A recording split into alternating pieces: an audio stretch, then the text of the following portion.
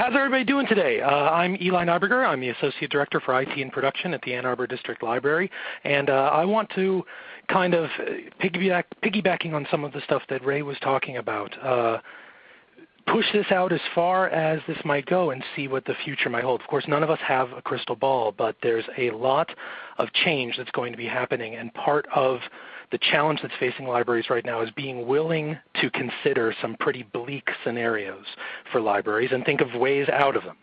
So with that said, the following is my personal opinion. Libraries are screwed. Libraries are screwed because we are invested in the codex, and the codex has become outmoded. Now, technologies, they can become obsolete. They can become outmoded. Outmoded is different from being obsolete. The codex isn't worthless. It's not crappy. It doesn't suck. It's not pointless. It doesn't offer no value. But it is outmoded, meaning that it has been replaced by an increasingly convenient format that usually becomes less expensive. Now, interestingly enough, that's not really happening with eBooks yet because of who's in control, and we'll talk more about that as we go. But as this is happening, it's not just the format shift from the codex to the ebook. It's also not just a change of text delivery format, but it's a move away from content that is ownable and shareable. And that's a problem when your organization is in the business of owning and sharing content. You know, the more heavily invested you are in a media format, the worse you get screwed when that media format becomes inevitably outmoded. And you can ask any library that circulated laser discs how they fared in the mid-'80s when that technology kind of flamed out. And of course, there weren't very many libraries that circulated laser discs because back then we were pretty much focused on just the book. We hadn't really had the AV boom yet. Going even further, the faster the format becomes outmoded, the faster you get screwed, regardless of the quality of the content encoded into the format. Everyone agrees Lost in Translation is a pretty awesome movie, but here you can see on eBay, nobody wants a copy of Lost in Translation in a high-definition format because it's the wrong high-definition format, and it wouldn't even sell for 99 cents with one hour left to go on the auction. So it's not just about the media format and our physical investment. Despite our efforts to the contrary, the brand of libraries is the book temple. Come to the book temple and get yourself some books. And of course, we changed that, and avid library users know that there's more to it. But if you do a market study, you'll find that the brand of libraries is books, and that can be a little bit problematic. And here's our first bonus question. Does anybody know what library this is? And if you are my Kansas peeps, you don't get to answer. That's not fair. So our values and our operation parameters and even our physical facilities are all built around the codex. But as the codex becomes outmoded, again, replaced by an increasingly convenient alternative, if libraries can't disassociate themselves from the codex and its requirements, the memorial library can quickly become a library memorial. So, but this isn't the first time this has happened. Libraries have been through this before. The first libraries were cuneiform. That was, other than cave walls, of course. We started with the cave walls, and then we had things that were slightly more mobile, the cuneiform. And then can you imagine the hand-wringing and dire predictions that came to our industry when mobile technology came onto the scene and shook up our collections? I mean, we need a whole new strategic plan. We need a completely different tool. We need a very different way of circulating because, oh man, the shelving is all wrong. Everything was different. And yet we survived. We're still here. So maybe we can learn something by looking at how other outmoded technologies have fared as their markets have changed over time. Let's talk first about vinyl. Vinyl is not an obsolete format. There are things that vinyl can do that no digital format can even come close to matching. But it is a completely outmoded format, and it became outmoded primarily because of its convenience. Now, at the same time, the industry that produced vinyl crumpled from a peak of moving over 500 million units a year to now just over 2 million units a year.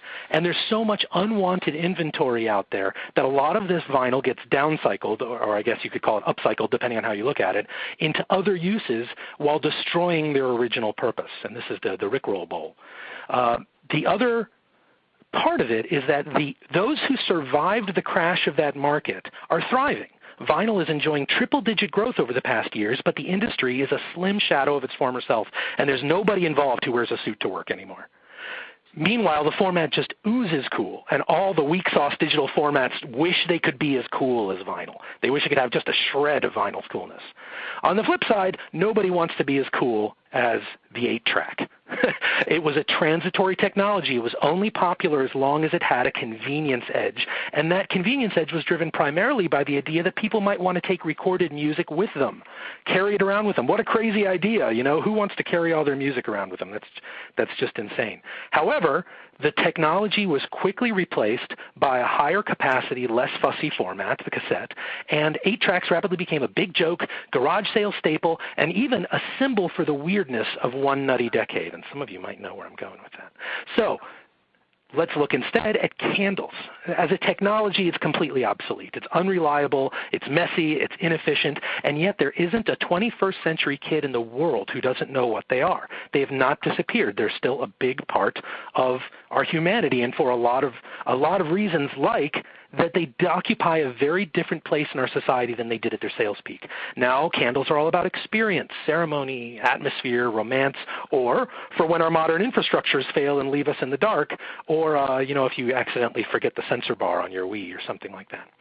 The most interesting thing about what has happened to the candle market since it peaked was that the candles that are now produced and sold are optimized along completely different axes than they used to be, such as how they smell or how they're decorated or any of those kinds of things. And also 90% of all candle purchases are made by women. But it's still a $2 billion industry in the U.S. Now, that's not too big of an industry. What else is a $2 billion industry? Well, whale watching is a $2 billion industry, and Yu-Gi-Oh! Is a $2 billion industry. So, this is a shadow of its former self, and it's important to keep that in perspective. So, along the lines of light, let's consider gas lamps.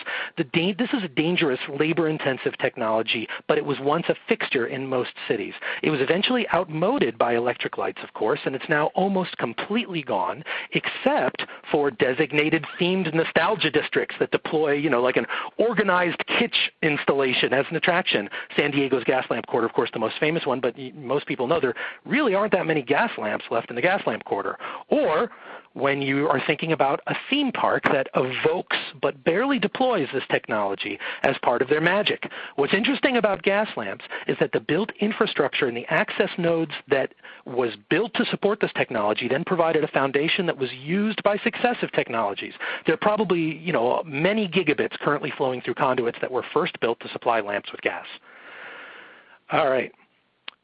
What about the typewriter, the noble typewriter? It was an authoring tool that didn't really change anything about words, but it changed everything about writing by bringing publishing and productivity to the masses. And yet now this technology has become so outmoded, it's almost a symbol for all outmoded technology. And this was such a central part of our culture that people used to do weird things like pose for their official portrait with their typewriter, or carry them in the same suitcase with their toiletries, just because, it was that important. But once that technology was outmoded, it disappeared except for people who really only used them to make some sort of a statement about a modern world. Now, here's bonus question number 2. Anybody know who that guy on the left is? He's pretty obscure, but maybe someone knows who he is. All right. At the same time, the descendants of the typewriter, despite its primitivity as a tool, the descendants of the typewriter owe their interfaces to it completely. That paradigm will be with us for many, many years to come until, of course, we stop typing with our fingers and we're just using our brains and projecting onto our glasses and all that kind of stuff. So one more technology to consider, movable type.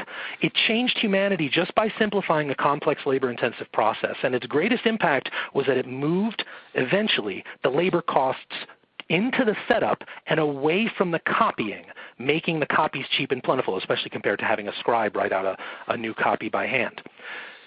What was most interesting about the printing technology is that about every 25 or 30 or 40 or 50 years, the technology involved changed completely.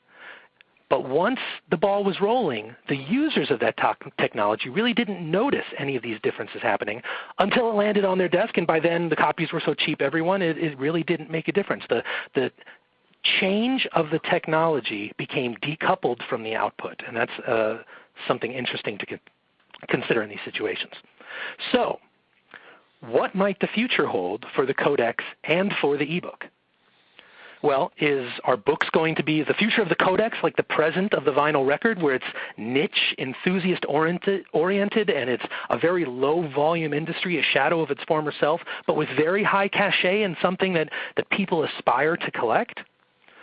Or are eBooks going to be like the 8-tracks of the noughts or the tens, a transitory tool that quickly became outmoded and laughable and the symbol of one nutty decade?